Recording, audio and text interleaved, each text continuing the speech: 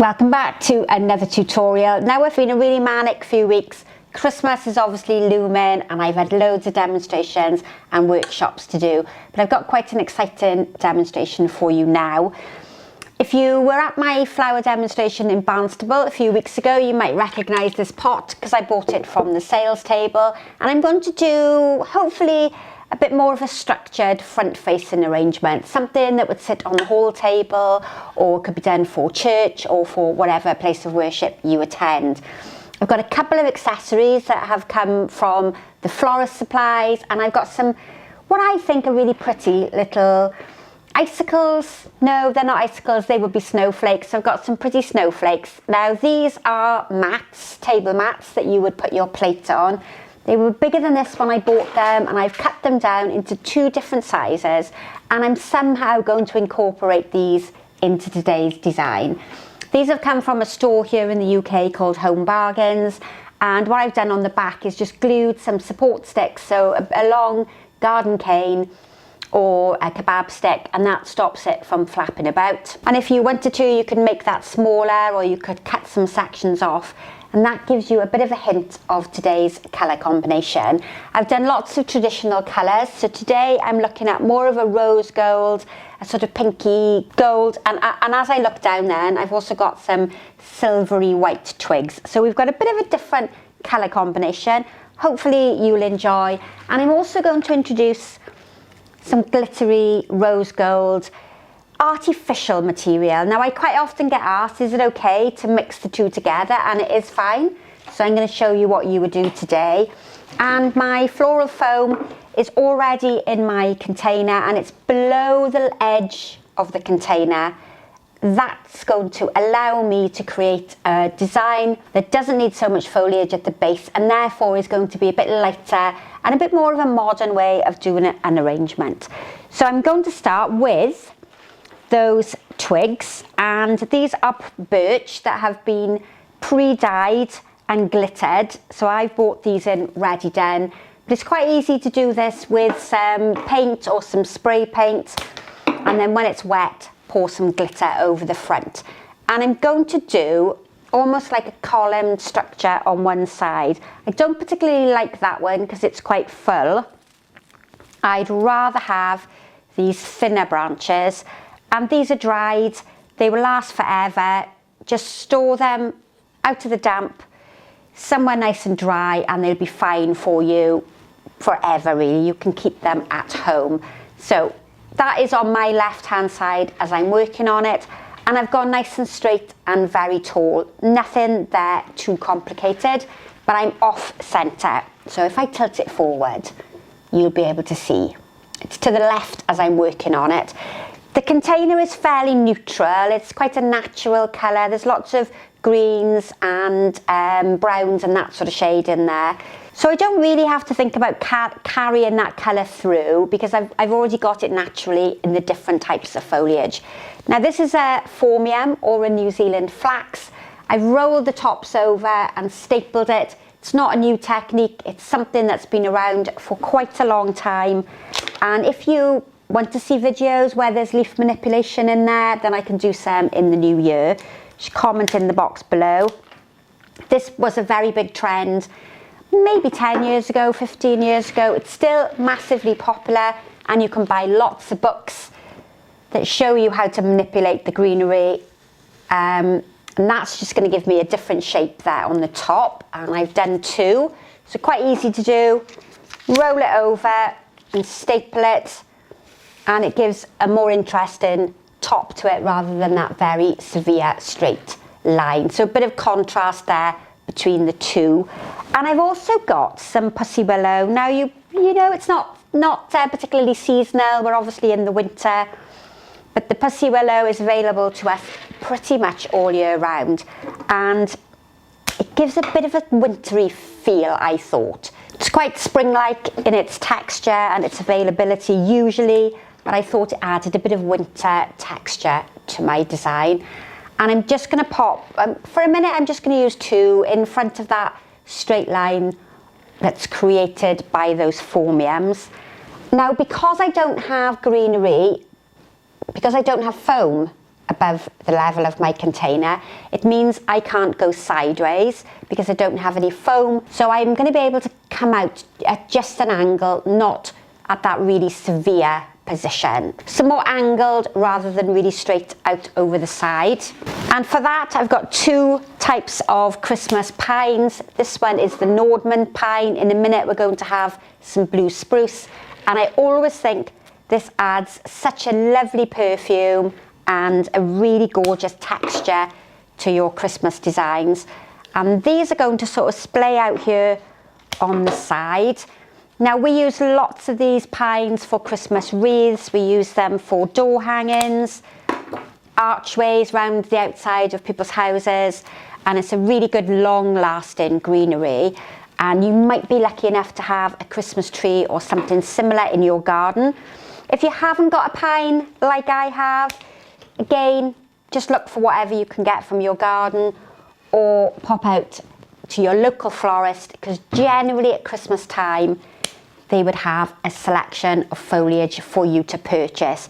It's not the cheapest of greenery, but it does last a tremendous length of time, whether it's indoors or whether it's outdoors. So my next foliage is going to be the blue pine. So this has more of a greyish glauca blue sort of colour to it, whereas the other one is a much darker green. This one is noblest pine, and then the other one is Nordman pine.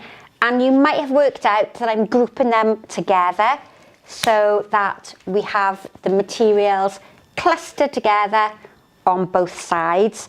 And what I've done is I've left the centre of my foam completely free of any foliages, because I have quite a big stemmed flower that's going to sit there in the middle. And that is going to be the Amaryllis.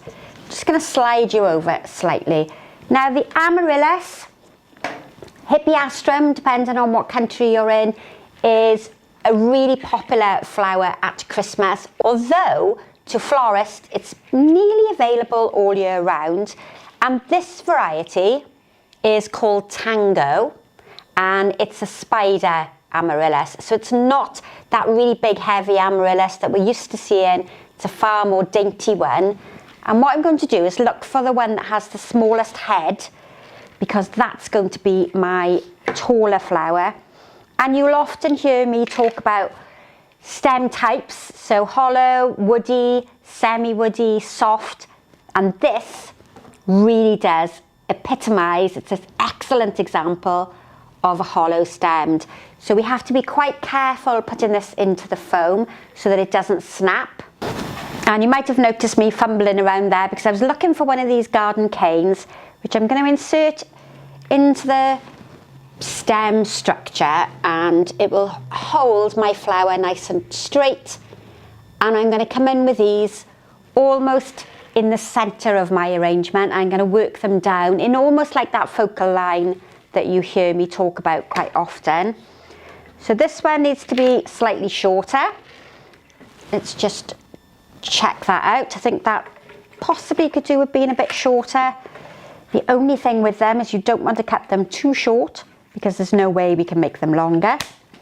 And that one can come towards the front of my arrangement, remembering that when these heads open up, they are really quite spectacular, really quite large. So you need to leave enough room around them so that you can appreciate all the different colours and the different flowers. Just get myself another kebab stick. Now don't forget, if you haven't got garden canes like me, you could just use an old branch or some bamboo that you might have in the garden. It's just there to support that really hollow stem of the amaryllis, and be really gentle when you're pushing it into the foam. We don't want it to snap. But I'm aiming to have the 3 heads at slightly different positions so that when those heads open, you can really appreciate them and they look fantastic.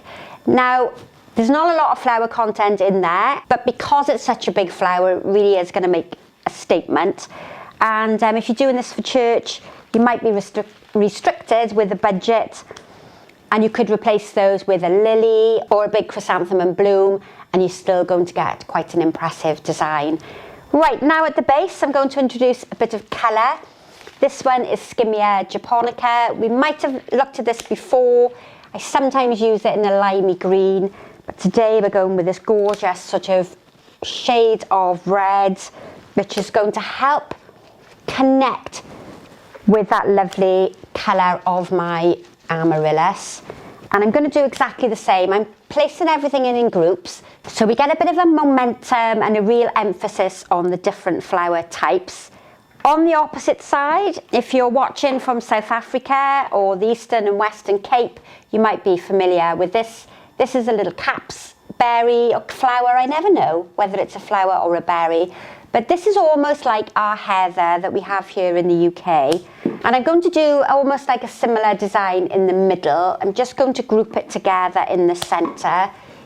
If you can't get hold of anything like this, just think of another foliage type. Could be holly from your own garden. And look at the size on that. And I'm going to cluster it at the front. And that's going to give me a lovely bit of emphasis and a bit of structure there at the front. So I'm helping to link the colour that's at the top all the way there through to the bottom.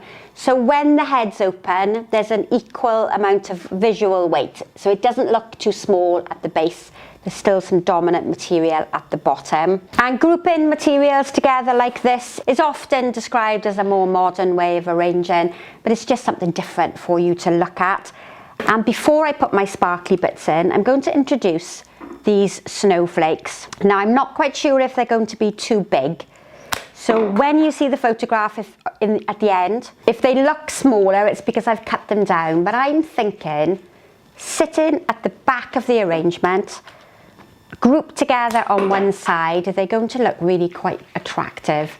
Let's see how that's working. What do we think? I quite like that. And then to visually balance that off on the opposite side, I'm going to use the sparkly artificial foliage. I think it's meant to be a eucalyptus. This is going to balance off the colour. So when you're grouping your materials together, you need to group everything, not pick and choose what you group together. I've grouped together the skimmer and those little caps berries, so I need to do the same with my sparkly, glittery eucalyptus there at the front.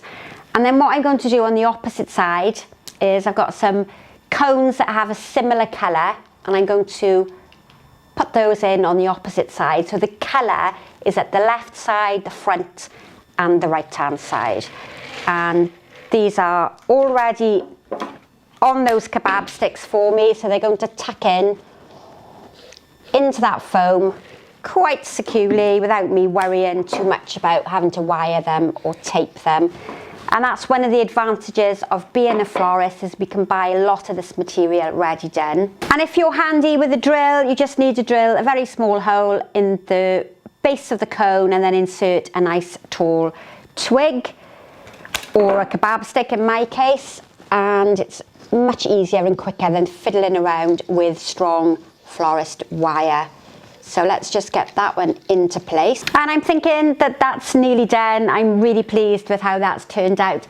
I feel it's a bit empty here. You might not be able to see on the camera because you're that much further back. So I'm going to add just a few of the sparkly white birch twigs, because I think that's going to just fill in that gap that I can see when I'm working on the design. But what do we think of that one? I think, if I'm right, there's only one more design to come before Christmas 2023. I do quite often mention, if there's anything you would like me to teach you, then please pop it in the comment box below, because I'm just about putting a schedule together for 2024. Comment in the box below if you like this colour combination. This is what I would describe as a sort of rose gold. Don't forget to subscribe to the channel. Hit that notification bell to be told every time I upload a new tutorial. So we're regularly posting on a Sunday afternoon, and I'll be back next week with the final design before Christmas. Look forward to seeing you then. Bye for now.